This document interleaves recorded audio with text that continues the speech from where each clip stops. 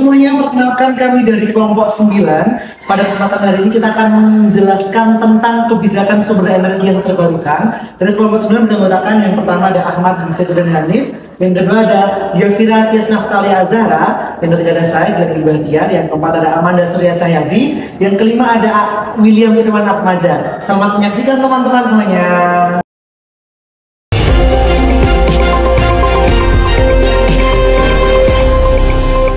Energi adalah peralihan dari sistem energi yang bergantung pada sumber daya fosil seperti batu bara, minyak bumi, dan gas alam menuju penggunaan energi yang lebih berkelanjutan dan bersih, terutama dari sumber daya terbarukan seperti angin, matahari, air, dan biomasa. Tujuan utama dari transisi energi adalah untuk mengurangi emisi gas rumah kaca, meminimalkan dampak lingkungan, dan menciptakan sistem energi yang lebih efisien dan aman. Proses ini melibatkan perubahan teknologi, kebijakan, ekonomi, dan sosial yang kompleks. Sumber energi fosil ke sumber energi terbarukan sangat penting karena alasan lingkungan, ekonomi, dan kesehatan.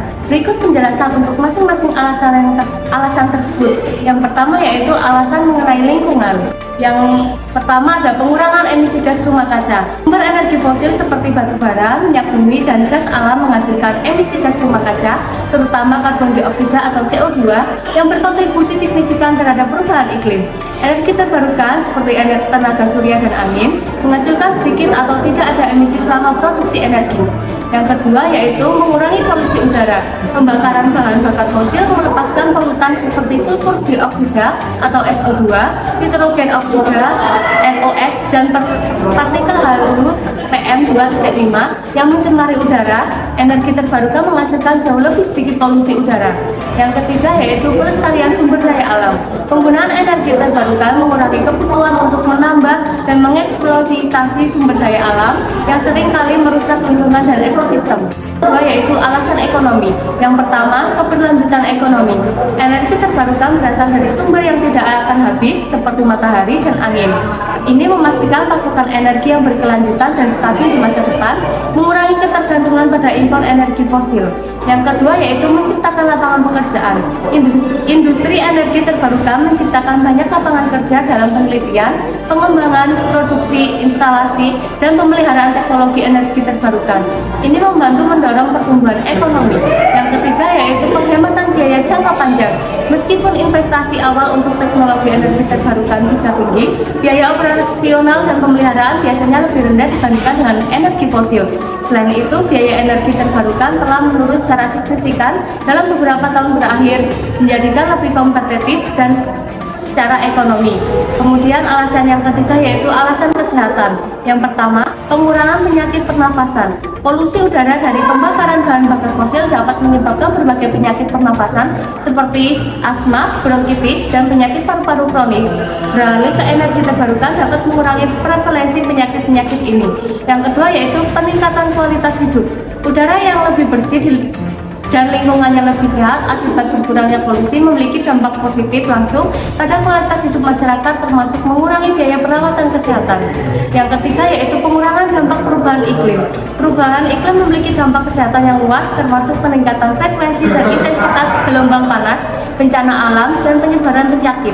Transisi energi membantu mitigasi dampak-dampak ini dengan menurunkan emisi gas rumah kaca. Dengan berbagai manfaat tersebut, transisi dari energi fosil ke energi terbarukan bukan hanya penting, tetapi juga mendesak untuk masa depan yang lebih berkelanjutan, sehat, dan sejahtera. Jenis sumber energi terbarukan. Yang pertama, energi matahari adalah sumber energi yang paling melimpah dan dapat diakses hampir di seluruh penjuru dunia. Matahari memancarkan energi yang dapat diubah menjadi listrik melalui teknologi fotovoltaik atau yang lebih dikenal dengan panel surya. Panel surya ini menangkap sinar matahari dan mengubahnya menjadi listrik melalui efek fotovoltaik. Contoh implementasinya adalah instalasi panel surya di atap rumah atau di lahan yang luas seperti solar farm. Di Indonesia, misalnya kita bisa melihat penggunaan panel surya di beberapa gedung perkantoran untuk membantu mengurangi biaya listrik dan meningkatkan efisiensi energi. Yang kedua, energi angin. Energi angin dihasilkan dari pergerakan udara yang memutar turbin angin menghasilkan energi mekanik yang kemudian diubah menjadi listrik. Turbin angin terdiri dari baling-baling yang terhubung ke generator. Ketika angin bertiup, baling-baling ini berputar dan menggerakkan generator untuk menghasilkan listrik. Implementasi yang umum adalah di daerah pantai atau dataran tinggi yang memiliki kecepatan angin cukup tinggi.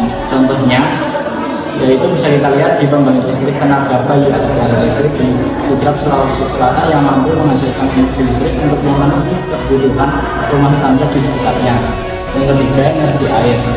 Energi air atau hidroelektrik memanfaatkan aliran air yang jauh dan ketinggian untuk memutar turbin yang kemudian menghasilkan listrik.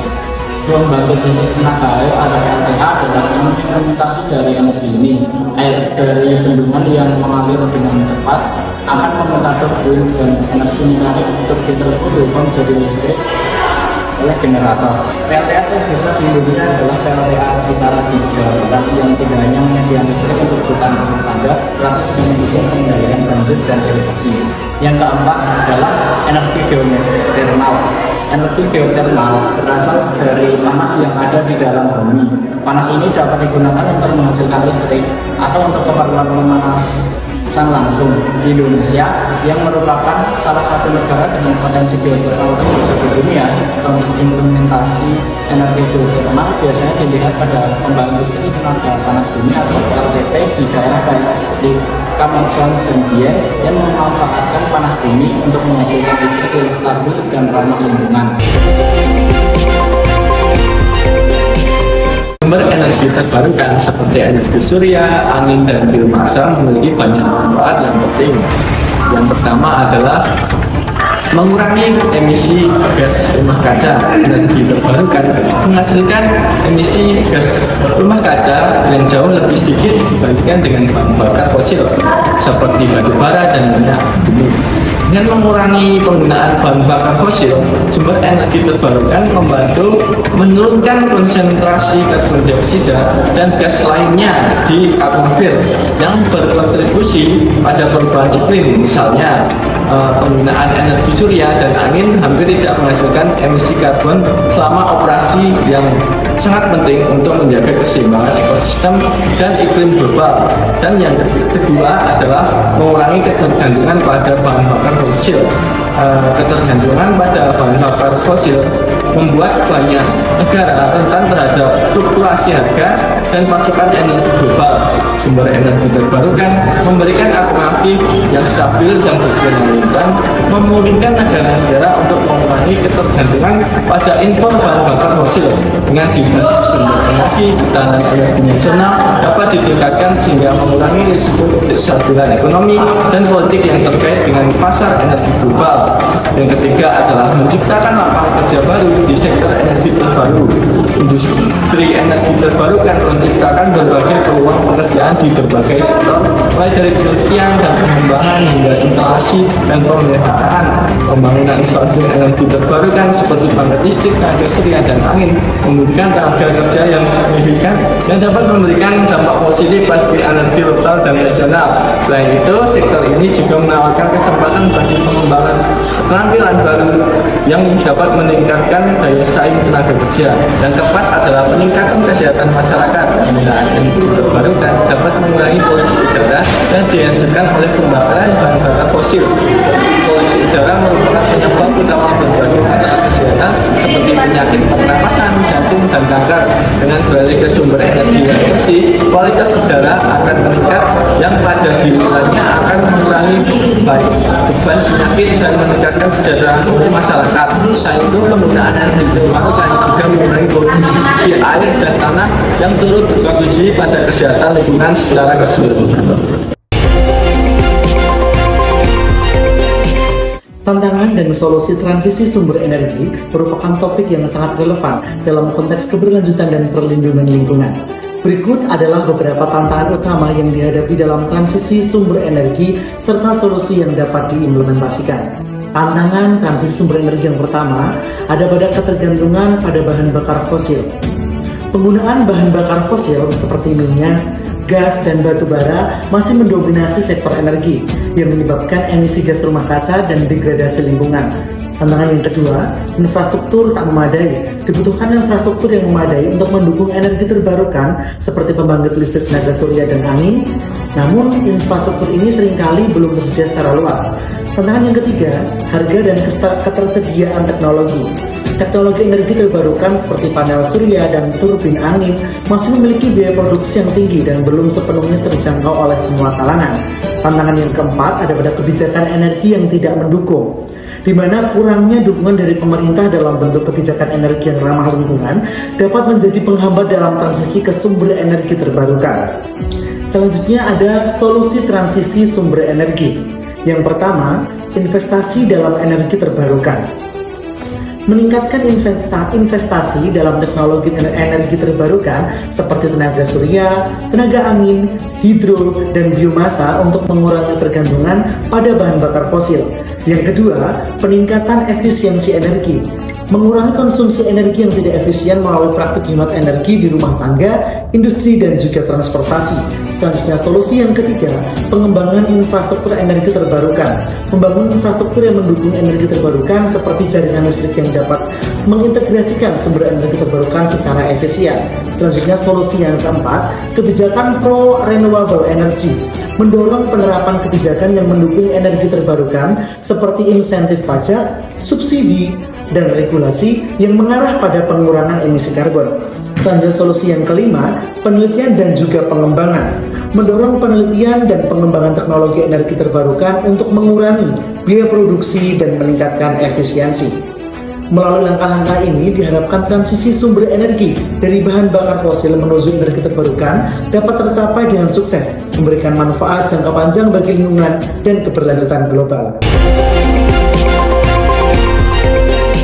Mahasiswa memiliki peran penting dalam mendukung transisi energi. Berikut beberapa cara mahasiswa untuk mendukung transisi energi. Yang pertama yaitu ada advokasi dan kebijakan. Mahasiswa dapat terlibat dalam organisasi lingkungan atau gerakan advokasi yang mendukung pemerintah dan sektor swasta untuk mempercepat transisi energi. Mereka bisa menulis artikel, mengikuti diskusi publik, atau berpartisipasi dalam aksi damai yang menuntut kebijakan yang lebih pro lingkungan. Yang kedua yaitu edukasi dan kesadaran. Mahasiswa dapat menjadi agen perubahan dengan meningkatkan kesadaran tentang pentingnya transisi energi di kalangan teman, keluarga, dan komunitas. Mereka dapat menyelenggarakan seminar, diskusi, dan kampanye mengenai manfaat energi terbarukan dan dampak negatif dari penggunaan energi fosil.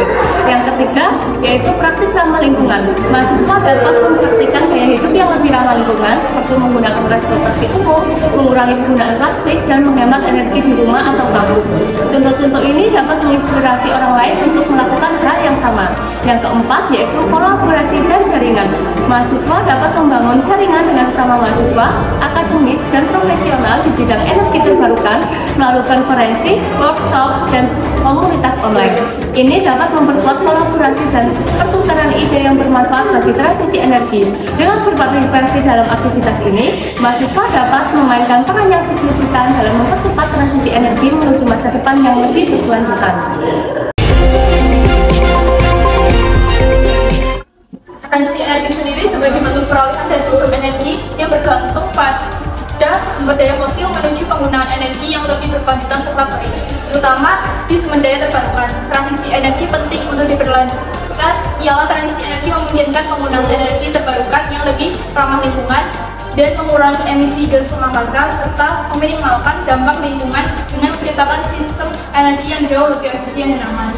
Transisi ini juga memberikan kesempatan untuk mengurangi ketergantungan pada pasokan energi yang terbatas dan tidak dapat diperbarui, namun tetap mempertimbangkan berbagai tantangan dari transisi sumber energi serta solusi dalam pengimplementasiannya.